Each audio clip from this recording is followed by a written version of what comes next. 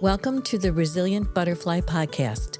My goal is to share inspiring stories of healing and recovery through many diverse approaches and models. Our guests bring incredible lived experiences, insights, and/or professional expertise, each with their own unique path. While we highlight and celebrate these stories, our intention is to inform, inspire, and demonstrate resilience and creativity. This podcast does not endorse any one approach. We believe there is more than one way to heal, and we're here to showcase the resilience and possibilities that exist. Hello, everyone. Thank you for coming to this podcast today, Resilient Butterfly. I'm so excited for my guests today. I have always had this special connection to him.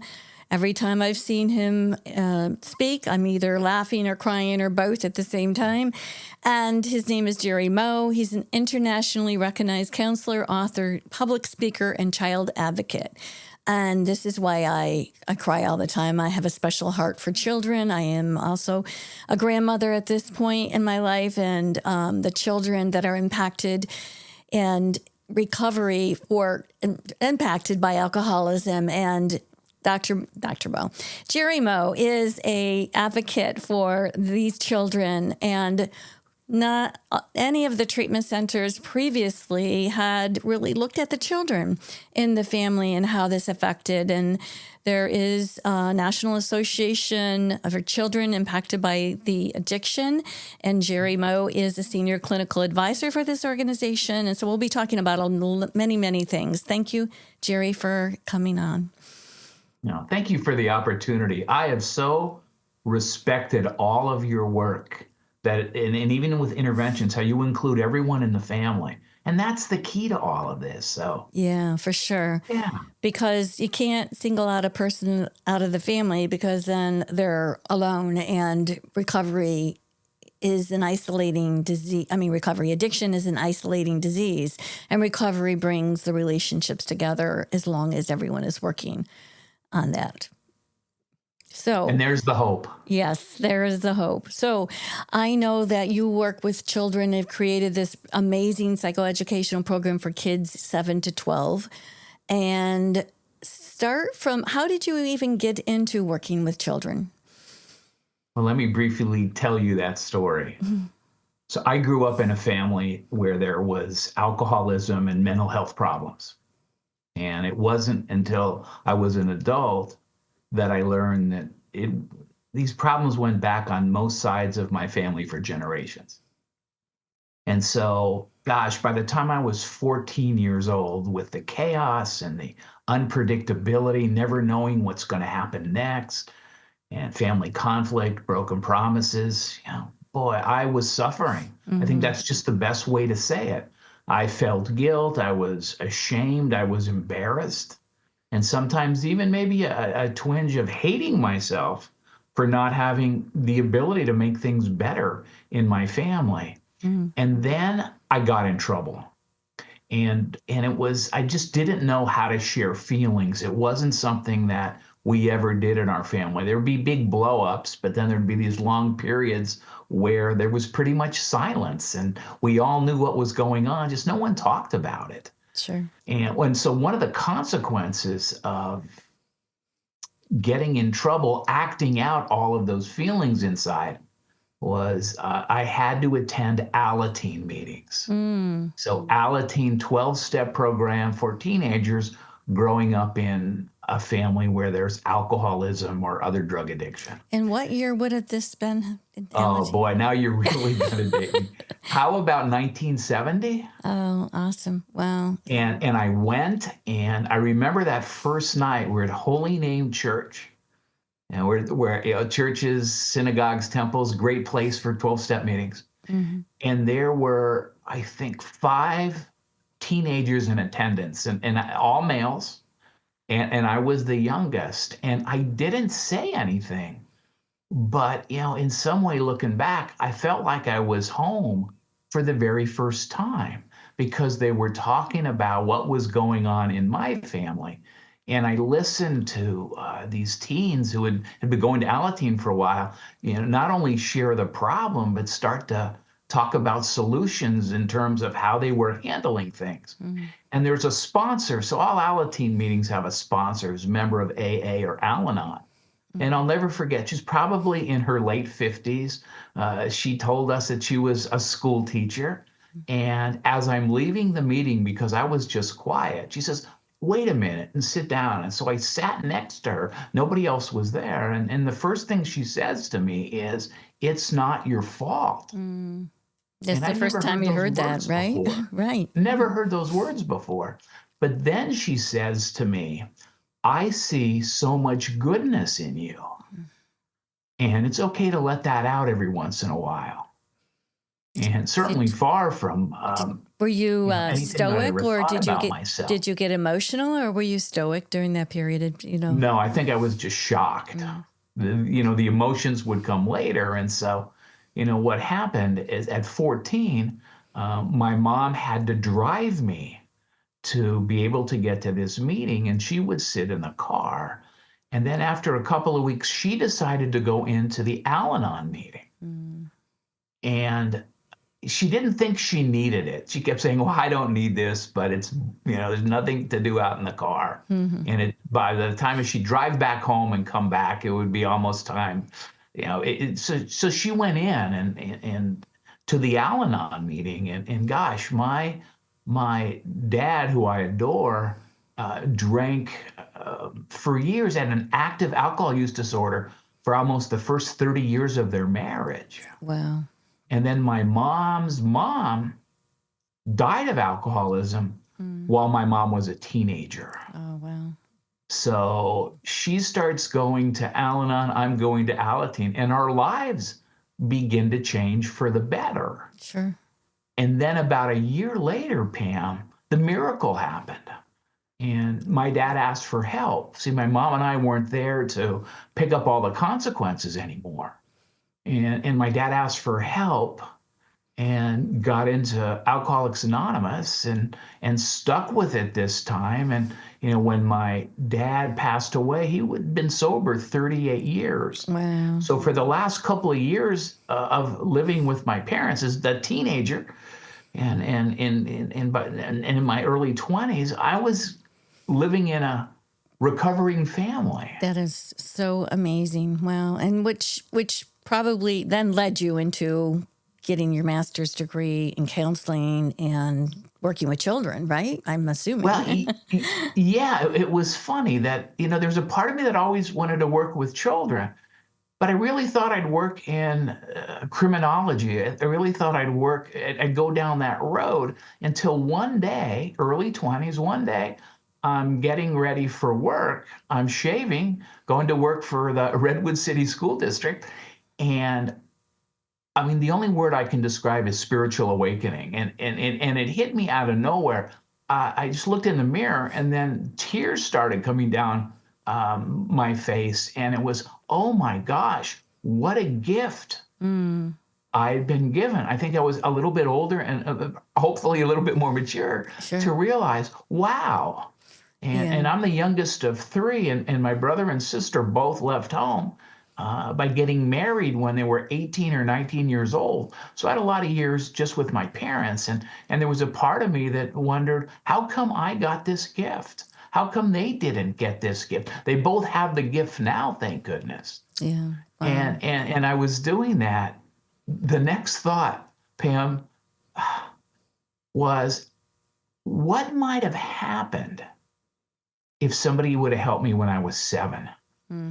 Or 9 or 11. And some of those years of, the phone would ring and everybody would jump, and you didn't ever think it was good news. You always thought, here's some bad news, and the fighting and the separation and all those things and so it hit me. Yeah. And, Mark Twain once said, the two most important days in a person's life are the day they're born and then the day they figure out why. And that was the why for me. And then it was graduate school, in counseling and education, and going to a local treatment center and saying, hey, I want to work here. I want to do a children's program here. I have no experience. And it just went from there. And so for all these years, the mantra always in the back of my head is one more child, help one more child, paying it forward. If you have a gift, I've seen you be able to talk so freely about this and your passion for it. And I know there are a lot of people in this field that are very passionate about what they do. And I think you're the most passionate man that I've ever met. And Thank you. I so much appreciate what you do for children, because that's, of course, that's paying it forward for generations. Changing generations is really what it's about. And I'm getting emotional about it myself. Of course. And you started out at, I believe, in Arizona at a children's program first. Where did you start building their children's program? Where I started building it was right outside of San Francisco. Oh, wow. So, you think about the early 1980s, almost every community-based hospital had an alcohol and drug recovery program, that old 28-day program. Right. And it was there that, and I didn't even know if this was going to work, but could we create something for younger kids? And how do we teach them about this?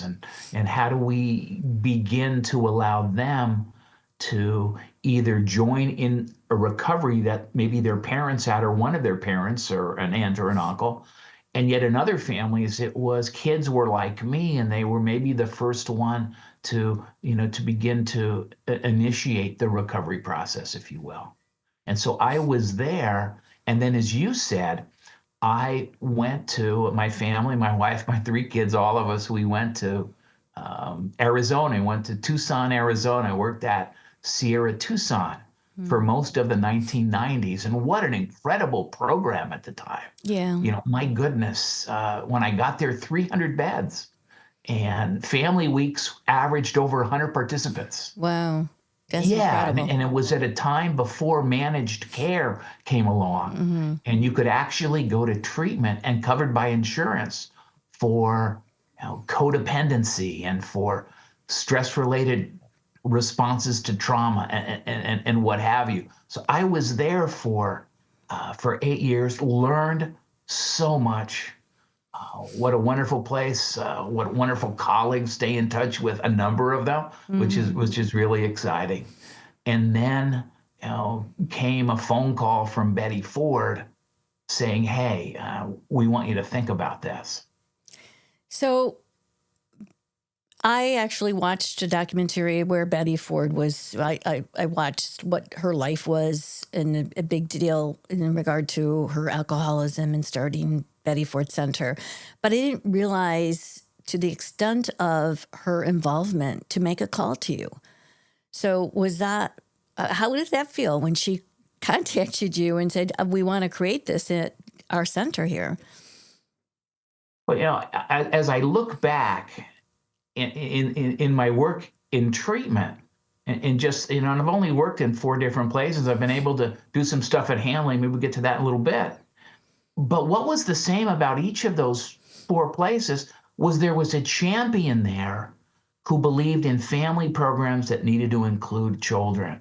So there was Dr. Barry Rosen at Sequoia. There was Bill O'Donnell, who was the founder and the owner of Sierra Tucson at the time that I was there, who went through treatment at the Meadows and had his little kids come in there, which was, wasn't even heard of, and the impact that listening to them had on his life. He was a champion, and Mrs. Ford was a champion. And so what was happening in 1998 with managed care was coming on, not the first time, but coming on with a vengeance. And what was happening across the treatment industry is children's programs were being let go of, and family programs were being reduced in size and in service, which is so counterintuitive. Sure. If we want to give patients the best chance to have a favorable outcome, work with the whole family. But whenever there is the difficulties with revenue, and we look at needing to trim expenses, unfortunately, it's often those non-revenue producing programs that get lost. So the program at Sierra Tucson was, we weren't sure what was going to happen. We'd gone through a number of layoffs there, so there was a lot of uncertainty. And to get the call, I mean, my goodness, just I don't know. It's shock, and it was also thinking that there's a higher power guiding all of this, and just listen to that. And so, what's fascinating with Mrs. Ford, big champion of the kids stuff. She loved the children's program, and when I got there and I met her for the first time, I mean, I'm intimidated. I mean, I know this story, and I knew, she's a very powerful woman. But you know what? Very powerful. And yet, in the times that I got to spend with her, whether it was with, a mom of 4 from Topeka, Kansas, that had developed an addiction to pain medication, or we're in a room and there is, President Ford, and there is a couple of senators. She was always the same. I mean, she never changed, and she was kind and thoughtful and serious. And I sat with her one time in my office, and because they built this huge children's program biggest building at the time on the Betty Ford Center campus. And I said, Mrs. Ford, because she had a hand in the paintings on the wall, and I mean, she was really involved. And I said, and she wouldn't let me call her Mrs. Ford. I want to call her Mrs. Ford. That's appropriate. And she says, stop it. You call me Betty. You call me Betty. And I said, why do you spend so much time on this? Because my name's on the building. So at a time, Pam, when people are cutting back, she says to me, so we're going to have you start a children's program in Dallas, Fort Worth, Texas, because that's the second largest number of alums that come to the Betty Ford Center out of California. So we started that. And then she said, and Jerry, get this program up running here, but in your free time, and she smiles, just in your free time, we need to take this program into the schools. Oh, wow. Because there's a lot of boys and girls who will never get here. Sure. And we need to be doing that too. So she was visionary, and there was one time, Pam, I'll tell you one story about her, because I miss her so much.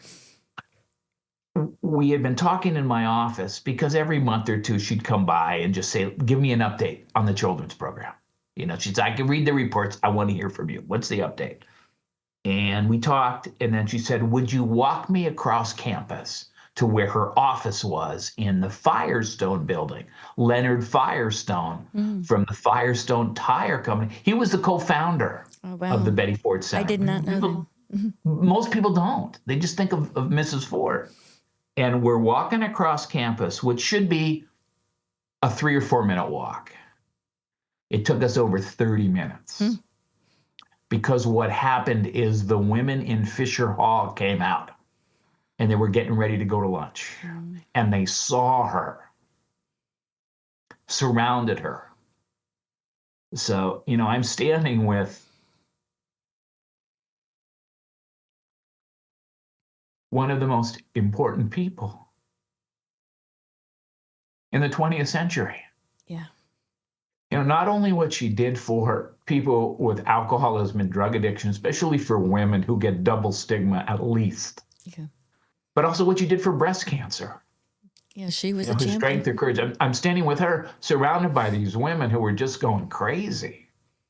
It's like for me being a little kid and being close to where the Beatles were. Yeah, an icon. She is an icon. Well, that's it. And so people are hugging on her. And Mrs. Ford wasn't a tall woman. No, she's but people are hugging on her and thank you and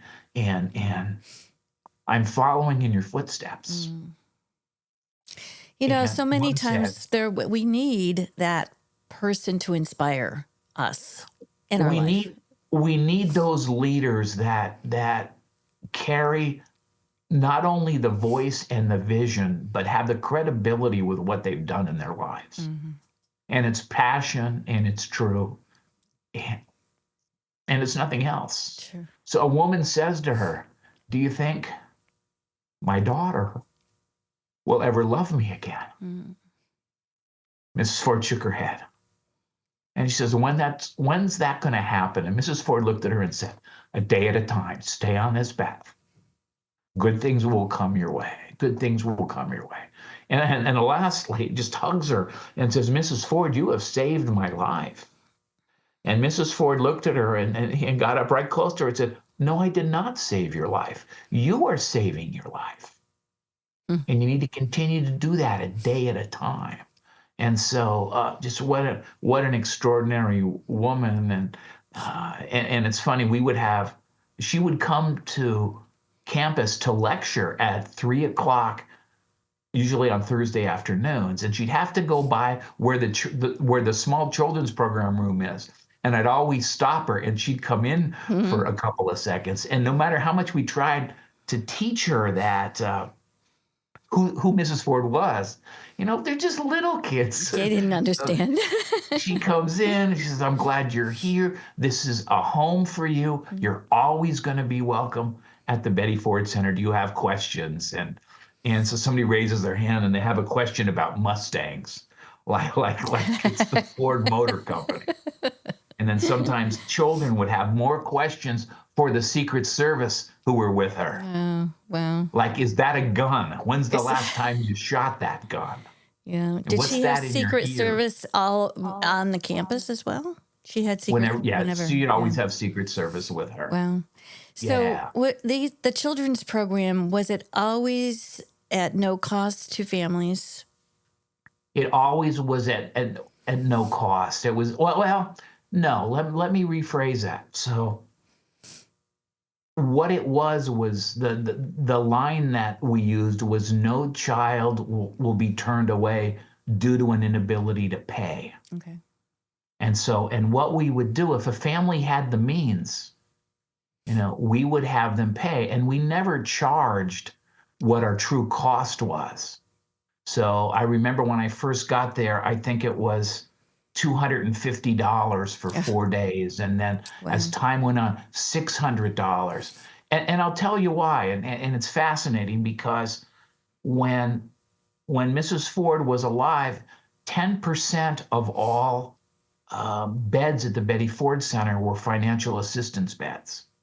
Mrs. Ford always wanted to give back, but she didn't want it to be free. Right. Because she thought the people needed to pay something to have more skin in the game. It's very true. So, and so for a while, there were families that paid $20, and for them, $20 was a big deal. Mm-hmm. Yeah, and some families had to fly to get to the location as well. Sure. So currently, the children's program is now being offered at Hanley Center in West Palm Beach, Florida. Sure is. And is this the only place that is being offered currently? There are other children's programs across the United States. And I'll tell you that people who work with kids, we've always had this sorority and fraternity, if you will, where we look out for each other. Because in some places, children's programs, could be looked upon as also rans or the stepchild in all of this. Mm-hmm. And so Karen Treatment Center does a 1-day program. Oh, okay. And they do that really well. They do that monthly. Cumberland Heights these days do 3 programs a year. Okay. And they're usually during the summertime. And there's programs that, the Betty Ford Center does. We had a program in Denver, Colorado. And we had that program in Minnesota, or in Texas, that moved to Minnesota. There's still programming going on at the Betty Ford Center. And there's a few other places that do this. Nice. But not like it used to be. I mean, there was a time, Ann Richards was the governor of Texas. Mm. And she was really open and honest about being in recovery. And during her administration, there was 102 children's programs in the Wow. state of Texas. Wow. And I actually had a consulting job to be available to them for training and consultation and questions and all of that. So it's ebbed and flowed over time. That's incredible. So you also have consulted for Nickelodeon and Sesame Street. So tell the audience more about what's the difference between Nickelodeon and Sesame Street, and what exactly are you doing, and is there anything else in the future for that? But Nickelodeon, I had been doing things with Nickelodeon for years. And then what happened was in 2010, they wanted to go back. There was a program on Nick News. Mm-hmm. It was on every Sunday night with Linda Ellerby Oh, wow. as the host. And they wanted to do a half-hour special, which was called Under the Influence.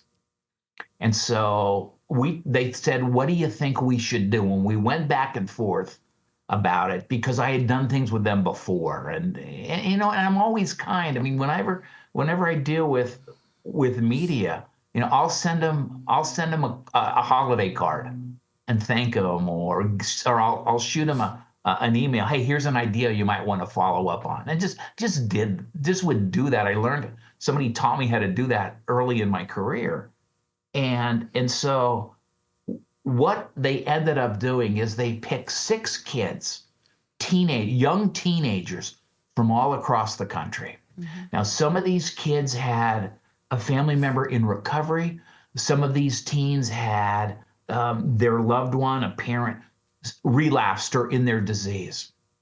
And over the half hour, each of those kids talked about what their go-to was in terms of taking care of themselves. I mean, think about that resilience, that overcoming the odds. And there was a boy who had gone through our children's program in Colorado. Name is Matthew. And sports was what he turned to. Wow. There was a girl from Louisiana, and when things got rough, she turned to grandma that lived 1 block down. Mm-hmm. There was a girl in New York, a teen in New York, who went to Alateen. There was another girl who was, oh my goodness, who was, I think, in the Midwest. And she had a church group that she went to. And I was on the show just kind of talking about here's the issue, and helping teens begin to think of what other things can you do. Right. So instead of just talking about how awful it is and here's the problem, give teens, here's some solution. So, and then and Linda Ellerby at the end, before she had everybody say the Serenity Prayer, talked about what can you do? What can you do to help? And it was powerful because it was solution based, and it ended up, Nickelodeon got the Emmy for Children's Program of the Year. Wow. Yeah, and I checked recently, and it's the second most requested program on Nick News. Nick News was around for 10 plus years. And so if anybody went and just Googled, or whatever search engine they use, Google Nick News Under the Influence, you can still find it. Okay. I mean, it's dated because it was 2010, 2011. But it was powerful because it wasn't just, here's the problem, good luck to you. Right. But here's what teens are finding, and what's your solution? What are some things you can do? Yeah, I'm always about trying to find that solution instead of being in the problem all the time. It's like we need to continue looking at solutions and guiding people into what that solution could be. So what about Sesame Street? Well, and just one comment on what you're saying, because I think it's true for kids of all ages. Part of that resilience is finding caring, nurturing adults in our lives. Mm-hmm. And where can we find them? Where are they? Are they at school? Are they where I worship? Is it someone down the street? And helping, because you said early, this is a disease of isolation and silence and secrecy. And so the more that we can get young kids to talk, the better off we are. And so the deal with Sesame Street, it's, I just shook my head. So I am in I am in Minneapolis, St. Paul Airport. I just left off my car, and I get this text, Pam, and it says, Sesame Street wants to talk to you. And my first thought was, who's messing with me? Come on, easy, Mark. Pick on the children's counselor. Of course, this can't be true. Well, it was. And so they were 3/4 of the way through an initiative they called the Parental Addiction Initiative. And Sesame Street keeps things real quiet. They keep things, until they're presented. And so they'd had a group of advisors, and they pointed to an activity, and Sesame Street says, we found this activity we want to use in the initiative. We think it's simple, and it's engaging, and it's even fun. And they said, do you know about it? Well, I had created it years ago. Oh, wow. And it's called the 7 C's. I remember you talking about that. Can you go through those 7 C's? What's that? Go through the 7 C's. Okay, I can today. So the 7 C's, the first 3 are, I didn't cause it, I can't control it, I can't cure it. And those I learned in Alateen as a 14-year-old. The Alateen and Al-Anon, there's where those C's come from. And you can't just teach little kids what they can't do, or big kids for that matter. You also got to teach them what to do. Yeah. And so those last 4 C's are, we make that shift so I can help care for myself. I can put the focus and care for myself by communicating feelings with safe people, making healthy choices, learning how to do that, and celebrating me. And so, Sesame Street wanted to use it. And I said, that would be one of the biggest honors of my career. Are you kidding me? And they say, so what do you want? I'm like, what do you mean, what do I want? What do you want? I'm so slow on the down low. And they go, what do you want? And I said, didn't I want don't to have anything. a lawsuit on their hand.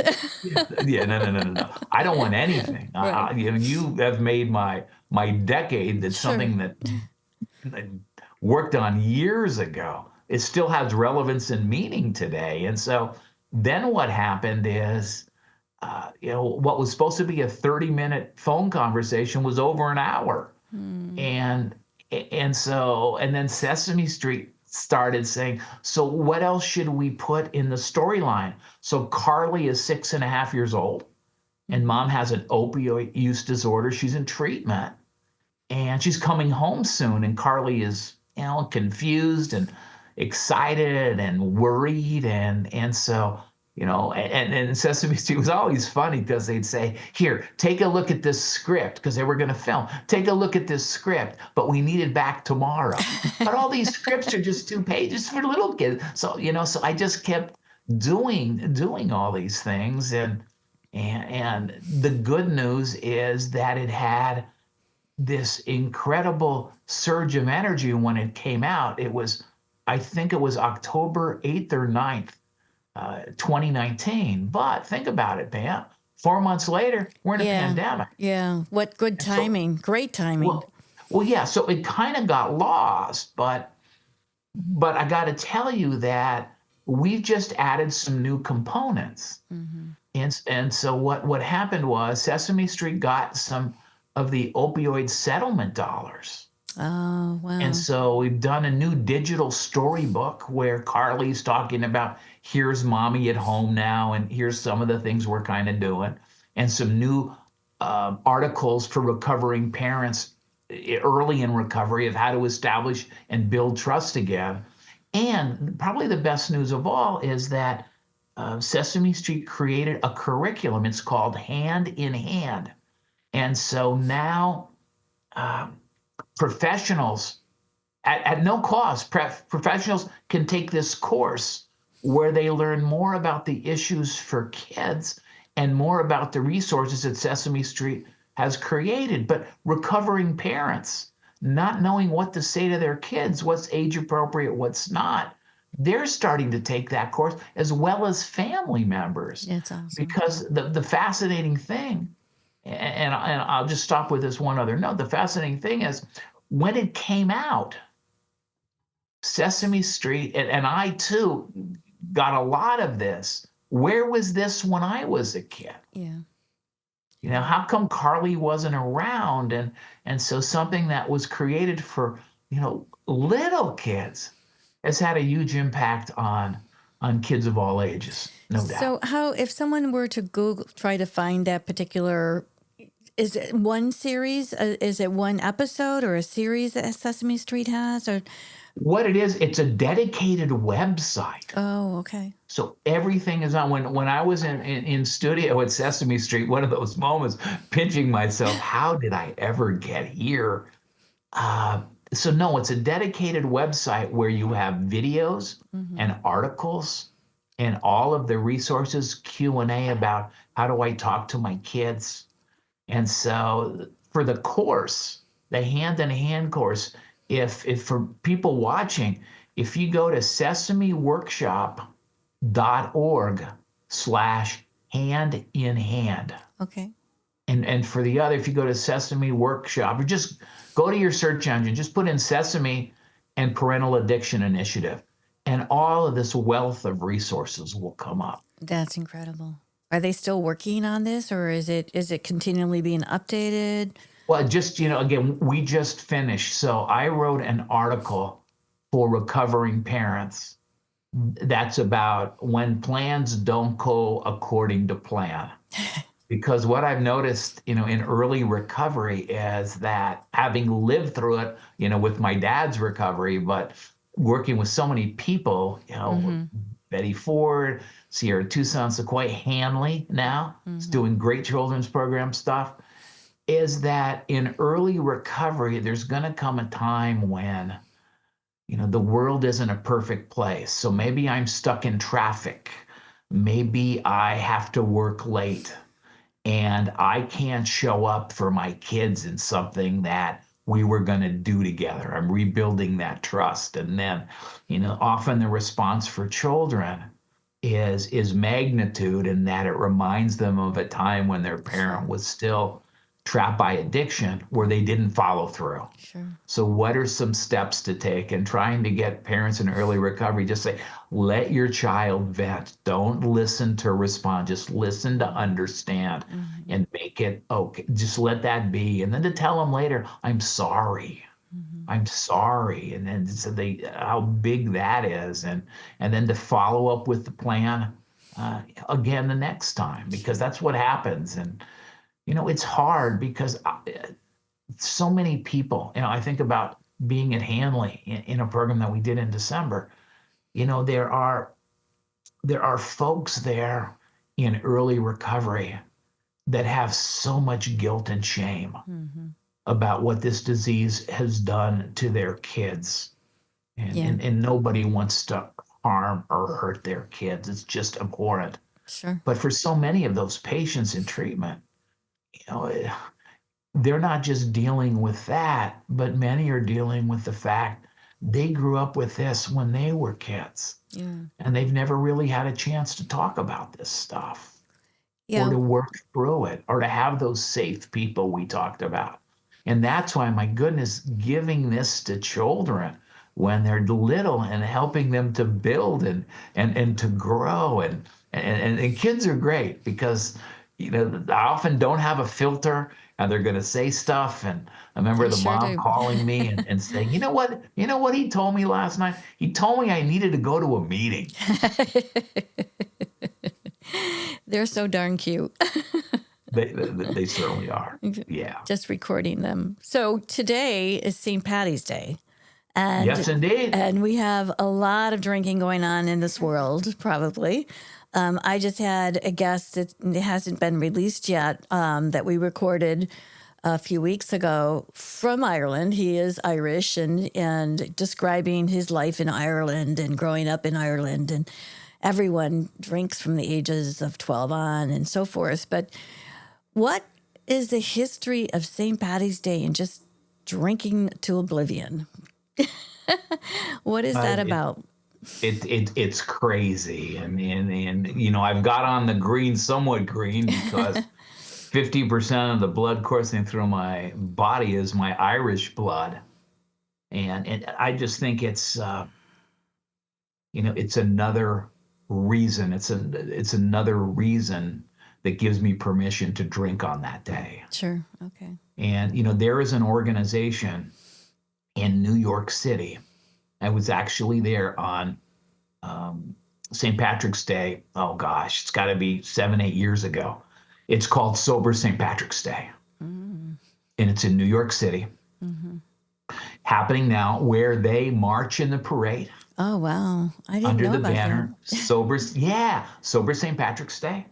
And then they go to an Irish pub, and it's a day filled with practicing our Irish culture, with song, with dance, with music, and also with recovery. And also with recovery. And so we need to provide more of those opportunities I for was just going to folks. say that would be really great if they could have that in major cities across the world. If they could create something like that. Well, and they have a little bit. So I know that last year, I'm not sure about this year, and obviously I'm not there, but I want to go back in March and honor, my Irish ancestry. But I know last year they had it in Dublin and they had it somewhere else in Ireland. And so it's slowly moving. And for years we've said this, and we know that addiction tends to run in families. And I have that long Irish lineage, and I've been able to find, my great grandparents when they came to San Francisco. But what we don't talk enough about, I don't think, is that recovery tends to run in families too. Yes. And so as it being sober St. Patrick's Day, it was a generation one up from me. That was a generation in our family that really started to get well. Wow. It's impacted all of us.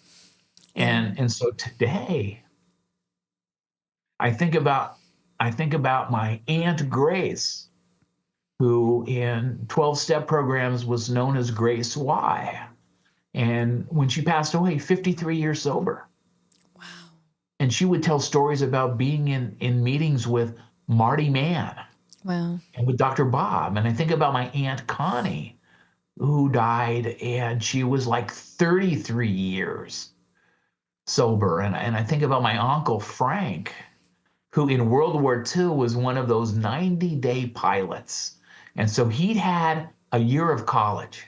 And so he went and he was trained to be a pilot in 90 days and went and fought in the war. Can you imagine? 90 days. Oh, wow. Yeah, as a captain, and he died with over 30 years. And so That's to be while celebrated. I remember the people in our family, on my Irish side anyway, that have died from alcoholism and mental health issues, it's like the generation of my parents and my aunts and uncles, they stand on the shoulders of previous generations who there just weren't as many opportunities to get well. Sure. And then in my generation, everybody either never had a problem or everybody's in recovery. And then to go to the next generation with all of our nieces and nephews, and we had, knock on wood, we haven't had anybody who has had this disease. And so, that's how I want to think of St. Patrick's Day, not the people out getting smashed and acting crazy. Yeah. But let's think more about the joy and the celebration of recovery and how it, as you said, intergenerationally changes things. Absolutely. My 3 kids only knew the best version of my mom and dad. Yeah. And think so positively about that. And I'm so grateful that And let's not lose that part of it. Those in recovery have so much more available in relationships because they work on themselves. Yeah. And by working on themselves, they have a greater understanding what it is to be in a relationship. So celebrating that is in the generations to come. For parting words, do you have something to tell families? Take good care of yourself. It's okay to ask for help. And please do so. I mean, I was able to find Alateen as a 14-year-old. Mm-hmm. And as an adult, right before I turned 30, I went to treatment. I went to a place called Onsite and just worked on family of origin issues and was really able to get clear with everything with my mom and dad. And so what I'd say to everybody is what you do today not only impacts you, but it impacts everybody who loves you and cares about you. So if you need help, please go get help. Thank you, and Jerry. Take good care of yourself. You're worth it. There's such a rich, amazing, joyful, serene life waiting for you. Yeah, a beautiful life. If you just life. take those first couple of steps. Mm-hmm. Well, I really, really appreciate you from the bottom of my heart. Thank you so much for everything you do and coming on and speaking to our guests here. And I wish that we could have more of you. And I know you're in California, so as much as I can see you, that'd be awesome. And thank you so much. I appreciate you. And well, thank you. And what fun. Yeah. What fun we had today on St. Patrick's Day. Yes, on St. Patrick's Day. Sober. Absolutely. No other way. All right. Take care. Thank you for joining the conversation today. If you are seeking help for yourself or a loved one, please reach out to our Feinberg Consulting team at 248-538-5425. That's 248-538-5425. And check out our website at feinbergcare.com.